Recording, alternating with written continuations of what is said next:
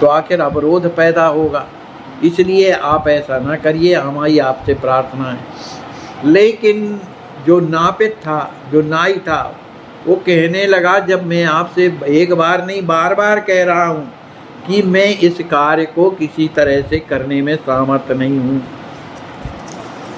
तो महाप्रभु ने कहा, हरिदास जी तुम मेरे इस शुभ काम में रोड़े मत अटकाओ। अरे मैं भगवान कृष्ण से मिलने के लिए ही तो कर रहा हूँ, मेरा और कोई प्रयोजन नहीं है।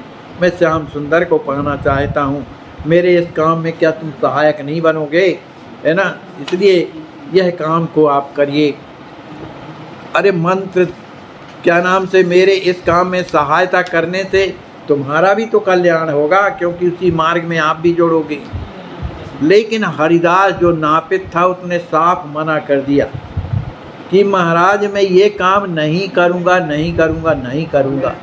चाहे मैं अपने बालक की गर्दन से छुरे से उसकी गर्दन अलग कर सकता हूँ, और जो भी अपराध मुझसे बने, मेरे जीवन में गलत कुछ हो जाए, मुझे मंजूर है, लेकिन मैं इन बालों को आपके सिर से अलग नहीं कर सकता।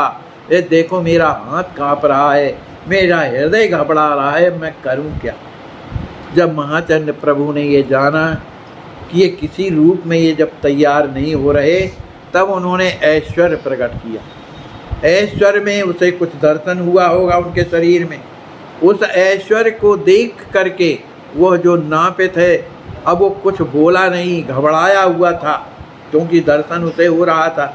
अब वो दर्शन क्या हुआ इसमें नहीं आया।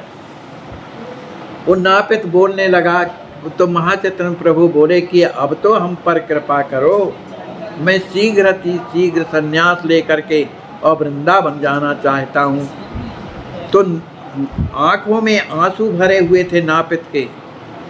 उन्होंने कहा, सबसे बड़ा भय मुझे इतने सुंदर घुंघराले बालों को उतारने में हो रहा है। इतने सुंदर काले काले घुंघराले बाल कितने प्यारे लगते हैं, क्या इन बालों के सहित क्या इस तरह का कृत्य नहीं किया जा सकता, माने संन्यास नहीं लिया जा सकता? महाचंद्र प्रभु ने समझाया। समझाने के बाद जब ऐश्वर्य का दर्शन कराया, तो वो नापित धीरे धीरे धीरे धीरे, माने उसको कई घंटे लगे, उन बालों को थोड़ा चलाता था छुरा, और पता नहीं कहाँ खो जाता था। भगवान का नाम लेने लगता था, उसके नेत्रों से अश्रु बरसने लगते थे, फिर याद आती थी तो फिर मने बाल बनाने लगता था। इस तरह से करते करते काफ़ी समय हो गया। शाम हो गई, तब कहीं उन महाचैतन्य प्रभु का छोर हुआ। जब छोर होने के बाद फिर गुरुदेव ने आज्ञा दिया कि आप पुनः स्नान करिए। स्नान करने के बाद गौरांग महाप्रभु आते हैं, और इधर स्थिति क्या बन गई कि वो जो नापित था, जिसने छोर किया था, पता नहीं वो अपने मन में आनंद में भरा हुआ कभी रोता था, कभी गाता था, रोते गाते गाते, और उसको अमर पद प्रदान हो गया। माने उसका शरीर वहीं पर छूट गया। तो वही गंगा जी के किनारे पर जो है एक मधुमोदक नाम से उन मुड़े हुए केस वहाँ पर रखे हैं, मधुमोदक नाम की।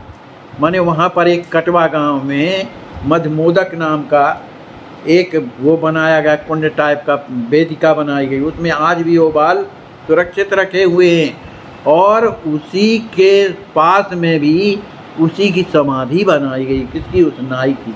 उसने अपना शरीर का परित्याग कर दिया। अब आगे की कथा में क्या होता है, यह हम आप लोग कल श्रवण करेंगे। बोलिए श्री सीताराम जी महाराज।